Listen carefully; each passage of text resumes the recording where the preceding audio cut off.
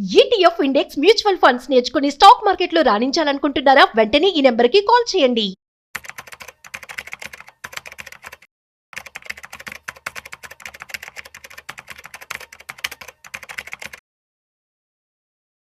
నమస్తే, నేను జీవి సత్యనారాయణ. ఇప్పుడు సెబీవి 2 ఇన్ఫర్మేషన్ ఉంది మీకు, అవి చెప్తాను. సెబీ ఏదైతే ఉందో ఎప్పటికప్పుడు చేంజ్ చేస్తుంటుంది, మార్పులు చేర్పులు జరుగుతూ ఉంటాయి. ఆ మార్పులు ఏం జరిగినాయి, ఏం జరిగింది, ఇన్స్ట్రక్షన్స్ ఏమి ఇచ్చారు, అది చూద్దాం. ఈ యాన్యువల్ రిజల్ట్స్ కానీ, యాన్యువల్ రిపోర్ట్స్ కానీ, ఈ అనౌన్స్ చేయటం కానీ, దాని యొక్క సమయాన్ని తగ్గించమని అనౌన్స్ చేయడం జరిగింది. ఇప్పుడు ఫైనాన్షియల్ ఇయర్ అయిపోయిన తర్వాత ఈ నివేదికలు, యాన్యువల్ రిపోర్ట్స్ ఏవైతే ఏజిఎం బుక్స్ ఉంటాయో అవన్నీ ప్రింట్కి టైంని తగ్గించాలని కంపెనీ యొక్క సిఎఫ్ఓలకి, కంపెనీ ముఖ్య ఆర్థిక అధికారులకి సెబీ చెప్పడం జరిగింది.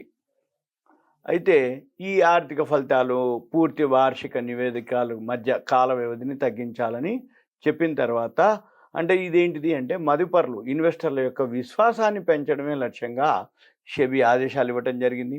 ఈ ఆడిట్ కమిటీలు, ఆడిటర్లతో సిఎఫ్ఓలు తమ సంబంధాలు పెంచుకోవాలని, ఫలితంగా ఆర్థిక వివరాలు వెల్లడిలో జవాబుదారీతనం పెరుగుతుందని సెబీ పూర్తి స్థాయి సభ్యుడు అనంత్ నారాయణ్ పేర్కొన్నారు.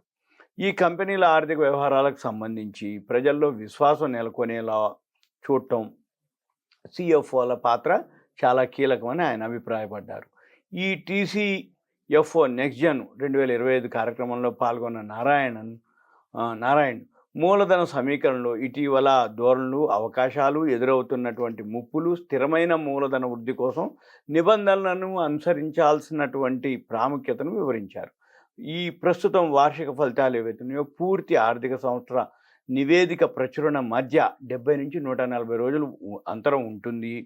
ఈ పూర్తి నివేదికలో ఉండే ఖాతాల వివరాలు, ఇంటర్నల్ కంట్రోల్ నివేదిక, ఆడిట్ అంశాలు, కంపెనీస్ ఆడిటర్స్ రిపోర్ట్ ఆర్డర్, ఈ వివరాలన్నీ చాలా సమాచారాన్ని మనకి ఇవ్వటం జరుగుతుంది. అందువల్ల ఫలితాల వెల్లడికి, నివేదిక ప్రచురణకి మధ్య సమయాన్ని తగ్గిస్తే మదుపరులకి మరింత పారదర్శకంగా సమాచారం అందుతుంది. ట్రాన్స్పరెన్సీ అంటం చూశారు, అదే పారదర్శకత అని నారాయణ వివరించారు. ఏడాదిలో అవసరమైన ఆడిట్ ప్రణాళిక రూపొందించేందుకు ఆడిట్ కమిటీలు, ఆడిటర్లతో సిఎఫ్ఓలు కలిసి పనిచేయాలని సూచించడం జరిగింది. సిఎఫ్ఓలు తమకు అవసరమైన అంశాల గురించి చర్చించడం కోసం మాత్రమే కాకుండా ఆడిట్ కమిటీ సమావేశాల్లో కూడా పాల్గొనాలని, తద్వారా వాటాదారులకు నమ్మకం పెరుగుతుందని, మరింత సమాచారం అందుతుందని తెలపడం జరిగింది.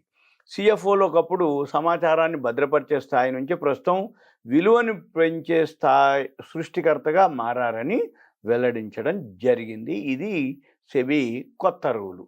ఇకపోతే ఇంకొక కొత్త రూల్ ఉంది, ఏంటిది అదే చూద్దాం.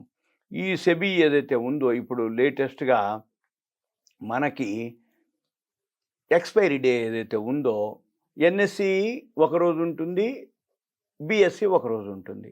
మంగళవారం బిఎస్సి క్లోజ్ అవుతుంది, గురువారం ఎన్ఎస్సి క్లోజ్ అవుతుంది. అయితే ఇప్పుడు ఇది మార్చిర్రు, అది తేడా. ఎన్ఎస్సి ఏదైతే ఉందో గడువు గురువారం నుంచి మంగళవారానికి మారింది. అలాగే బిఎస్సి ఏదైతే ఉందో మంగళవారం నుంచి గురువారానికి మారింది. ఇది ఇప్పుడు మేము చెప్పబోయే లేటెస్ట్ సెబీ నుంచి దీనికి ఆమోదం రావడం జరిగింది. ఈ డెరివేటివ్స్ ఏవైతే ఎఫ్&ఓ ఫీచర్స్, ఆప్షన్స్, డెరివేటివ్స్ అంటాం వాటిని. ఈ డెరివేటివ్స్ ఎక్స్పైరీ డే ఉంటుంది. ఈ ఎక్స్పైరీ డే గురువారం నుంచి మంగళవారం నుంచి అయితే ఈ సెబీ నుంచి అనుమతి వచ్చినట్లుగా చెప్పడం జరిగింది. బాంబే స్టాక్ ఎక్స్చేంజ్ ఏదైతే ఎక్స్పైరీ డే ఉందో గురువారం కన్ఫామ్ అయింది. ఇది 2 ఎక్స్చేంజ్లకి ఇన్ఫర్మేషన్ ఇవ్వటం జరిగింది. ఇక బిఎస్సి ప్రకారము ఆగస్టు, అంటే ఇప్పుడు ఏవైతే ప్రస్తుత కాంట్రాక్ట్లు ఏవైతే ఉన్నాయో అవి ఆగస్టు 31 వరకు మారవు. సెప్టెంబర్ 1 తర్వాత అప్పుడు చేంజ్ అవుతుంది అన్నట్టు. సెప్టెంబర్ 1 తర్వాత గడువు ముగిసే ఒప్పందాలన్నీ కూడా గురువారానికి మారుతాయి. ఏది ఇప్పుడు మనం జూన్ 17లో ఉన్నాం, అయితే మనకి ఎప్పటి వరకు ఆగస్టు 30, అంటే జూన్ అయిపోవాలి, జూలై అయిపోవాలి, ఆగస్టు కూడా అయిపోవాలి. ఈ ఎక్స్పైరీలన్నీ అయిపోయిన తర్వాత సెప్టెంబర్ 1 నుంచి కొత్త ఎక్స్పైరీలు ఏవైతాయో అవన్నీ కూడా మంగళవారం నుంచి గురువారానికి మారుతాయి. మెట్రోపాలిటన్ స్టాక్ ఎక్స్చేంజ్ కూడా ఈ డెరివేటివ్స్ ఏదైతే ఉందో అది కూడా మంగళవారమే క్లోజ్ అవుతుందని చెప్పడం జరిగింది. అయితే ఈ సెబీ ఏదైతే అడ్వైజరీ కమిటీ ఉందో ఈ ప్రతిపాదనలన్నీ చర్చించి గడువు రోజులను ఖరారు చేయడం జరిగింది. గతంలో ఎన్ఎస్సి అసలు గురువారం నుండి సోమవారానికి మార్చాలని అనుకోవడం జరిగింది. కానీ సెబీ ఈ నిర్ణయంతో ఎన్ఎస్సికి మంగళవారం, బిఎస్సికి గురువారానికి మారింది. ఎన్ఎస్సి ఏదైతే గురువారం నుంచి మంగళవారానికి మారడం వల్ల బిఎస్సితో పోటీలో మార్కెట్ వాటా మళ్ళీ తిరిగి పొందే అవకాశం ఉంది. డెరివేటివ్స్ ట్రేడింగ్ 2 ఎక్స్చేంజ్లకి ప్రధాన ఆదాయం ఎన్ఎస్సి ఏదైతే డెరివేటివ్సే మెయిన్ ఇన్కమ్ ఏది ఎక్స్చేంజ్లకి. అయితే ఈ ఎన్ఎస్సి ప్రపంచంలోనే అత్యధిక డెరివేటివ్స్ ఒప్పందాలను నిర్వహిస్తుంది, హైయెస్ట్ అనమాట మనమేవో ఏది ఎన్ఎస్సి.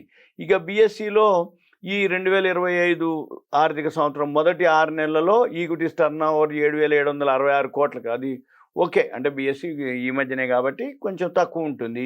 ఎన్ఎస్సి ఎప్పటి నుంచో ఉంది కాబట్టి, ఒకప్పుడు ఏఎల్బిఎం అని కూడా ఉండేది, ఎఫ్ఎండ్ఓ ఉండేది. ఏఎల్బిఎం అంటే దానికంటే ముందు పేరు ఏఎల్బిఎం అంటాం, ఫ్యూచర్స్ అండ్ ఆప్షన్స్ కంటే ముందు. అలా ఏవైతే ఉన్నాయో అవన్నీ కూడా 7,766 కోట్లు జరగడం జరిగింది బిఎస్సిలో. ఇండెక్స్ డెరివేటివ్స్లో మార్చి ఫైనాన్స్లో 11,782 కోట్లుగా రోజువారీ ప్రీమియం రికార్డ్ అయింది. తర్వాత అసలు ఎక్స్పైరీ అంటే ఏంటిది అంటే, స్టాక్ మార్కెట్లో ఏదైతే ముఖ్యంగా ఈ డెరివేటివ్స్ ఫ్యూచర్స్ అండ్ ఆప్షన్స్ ట్రేడింగ్లో గడువు రోజు, గడువు తేదీ. అంటే గడువు రోజు అంటే గురువారం, గడువు తేదీ అంటే ఒక డేటు. అంటే సపోజు ఎక్స్పైరీ మంత్లీ అనుకోండి, ప్రతి నెల చివరి గురువారం.